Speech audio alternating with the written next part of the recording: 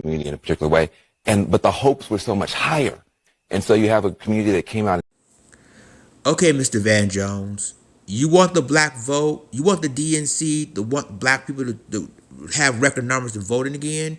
Well, here's 4 things you need. Number 1, reparations without a study.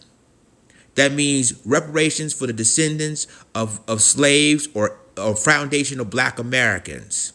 You really serious about this? Let's have this conversation. Number 1, we want reparations without a study.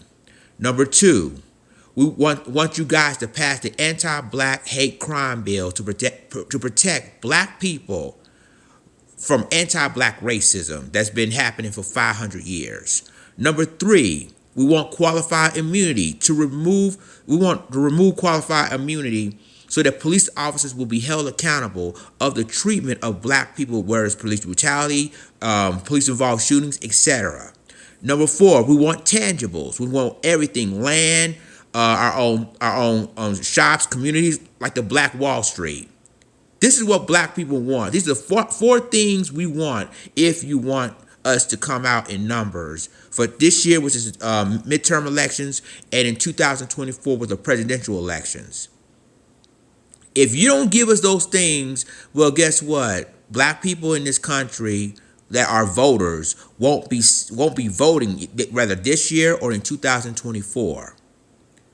But Van Jones, we know you're not going to tell them that because you don't want to get criticized by the DNC or the powers that be.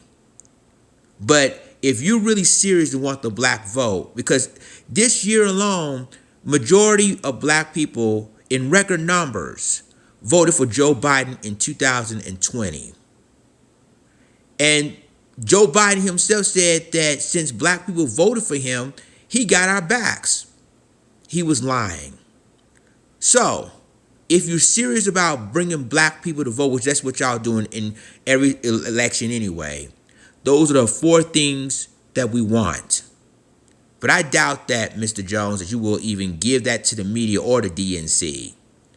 So, that's all we want. But until you tell the DNC that's what we want, don't be surprised that a record of black people in this country will not vote either this year, which is the midterms, or in 2 more years, which is the presidential election. With that being said, have a nice day.